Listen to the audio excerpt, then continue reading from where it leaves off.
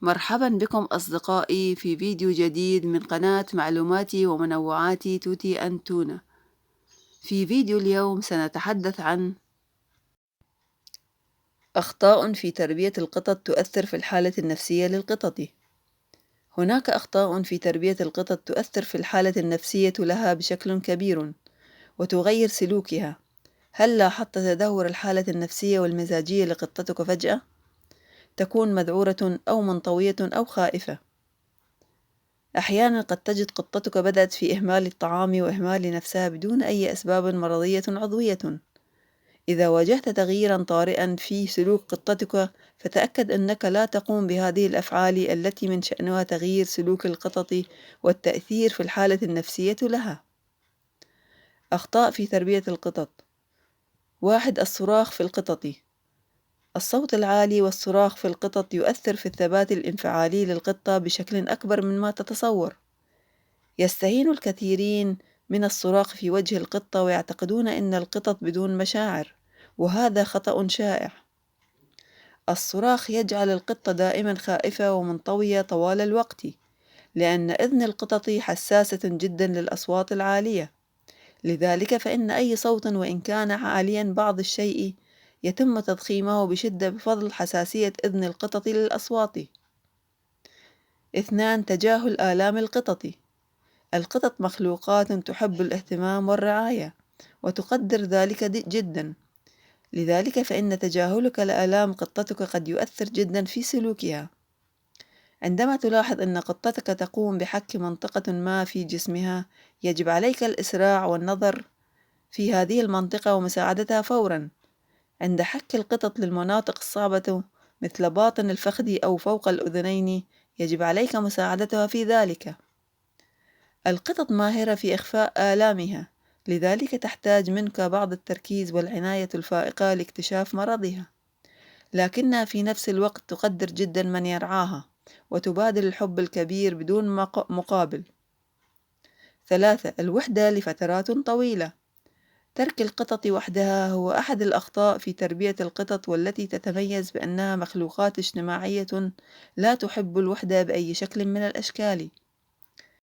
يقوم بعض مربي القطط بترك القطط في المنزل لفترات طويلة والسفر، كما يعمد البعض إلى إطفاء الأنوار لفترات طويلة وترك القطط في الظلام. كل هذه الأفعال تؤثر على نفسية القطط وتجعلها عدوانية بشكل كبير. 4. إهمال نظافة الليتر بوكس، صندوق الفضلات. بعض مربي القطط لا ينتبهون بشكل كبير إلى نظافة أدوات القطط. القطط مخلوقات نظيفة جدا وتقوم بتنظيف جسدها مرات عديدة يوميا، لذلك فهي تحب النظافة وتحب أن ترى كل ما حولها نظيفا.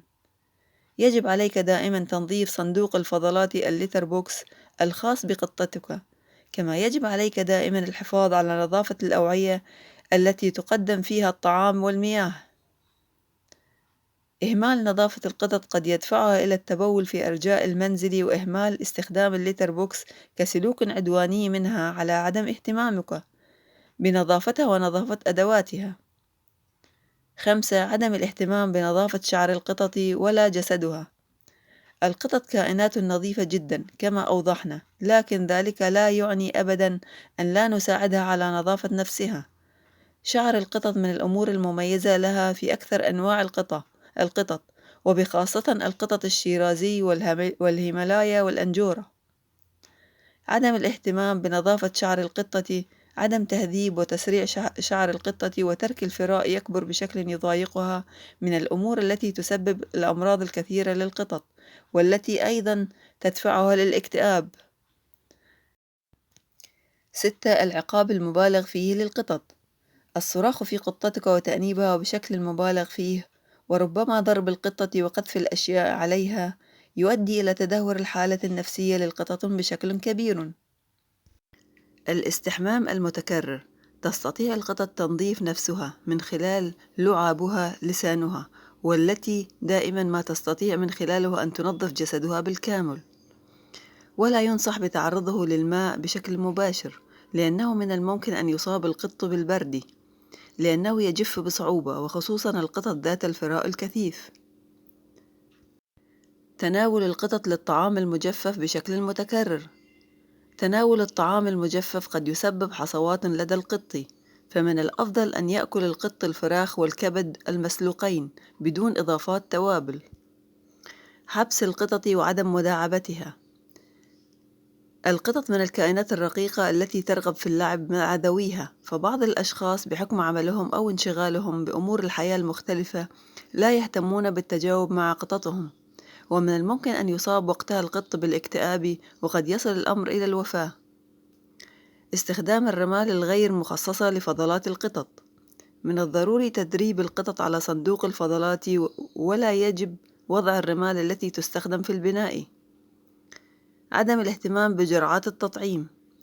يجب زيارة الطبيب البيطري سنوياً ليحصل القط على التطعيم الرباعي الخاص به.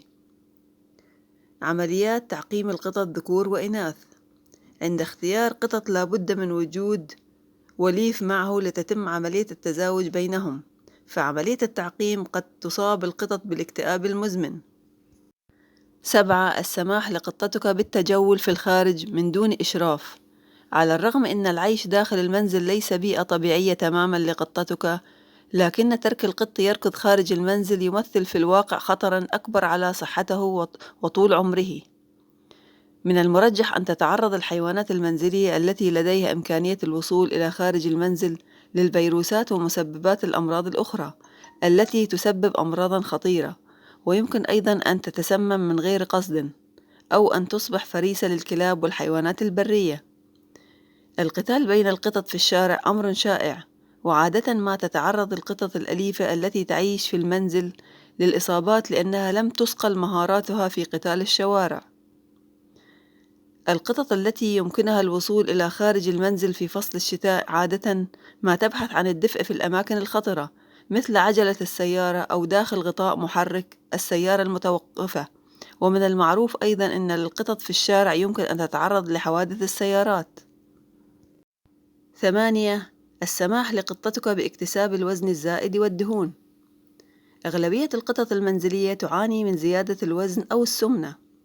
يجب أن تفهم أن الطعام لا يساوي الحب، ففي الواقع يضر الإفراط في إطعام قطتك بصحتها، والقطط ذات الوزن الزائد غالبا تعيش لمدة أقصر من القطط ذات الوزن الطبيعي، كما أن الوزن الزائد يضع ضغطا هائلا على المفاصل والأوتار والأربطة، ويمكن أن يسبب هذا التهاب المفاصل. تتراكم الدهون في القطط ذات الوزن الزائد في الصدر والبطن، مما يؤدي إلى تقييد قدرة رئتي القطة على التوسع، مما يجعل التنفس صعبا. كما أن السمنة هي أكبر عامل خطر لمرض السكري في القطط. 9. تجاهل احتياجات قطتك من الماء.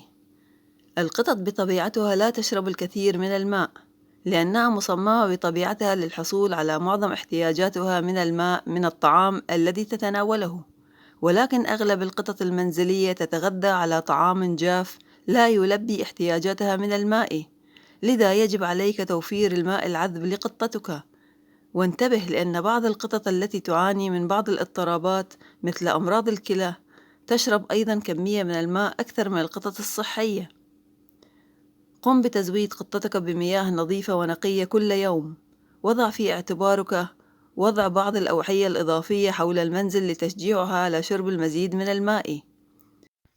من الملاحظ مؤخرا، وبسبب كثرة تربية الناس للحيوانات الأليفة، اعتقادهم أن الحيوانات ستفهمنا من أول نظرة مثل البشر، وهذا خطأ كبير يجب عليك أن تنتبه له جدا عند البدء في تربية القطط في المنزل.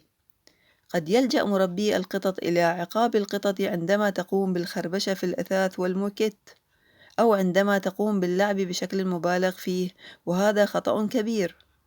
تربية القطط مسؤولية، وعليك أن تدرك أنك مستعد لها، ومستعد على طبيعة القطط النشطة التي تحب اللعب وتكره الروتين والملل. عقاب القطط على فطرتها قد يؤدي بها للانطواء وفقدان الشهية، لذلك عليك أن تعرف إذا كنت مستعد لتربية هذا الحيوان الجميل أم لا، قبل البدء في اقتنائه حتى لا تؤذيه بدون أن تدري. كانت هذه أهم أخطاء في تربية القطط يفعلها مربي القطط، وبالتالي تؤدي إلى تدهور الحالة النفسية للقطط. يجب عليك الانتباه لها وعدم تكرارها إذا كنت تنوي تربية قطة حتى تنعم بالحب والصحبة الجميلة مع هذه الحيوانات الرائعة. وفي نهاية الفيديو، وبعد معرفتك بعض أخطاء تربية القطط الشائعة التي يرتكبها العديد من مالكي القطط، تذكر أن الرعاية البيطرية المناسبة هي من اختصاص الطبيب البيطري، فلا تهمل استشارته فيما يخص حيواناتك الأليفة. كان هذا فيديو اليوم، أتمنى أن يكون قد نال إعجابكم.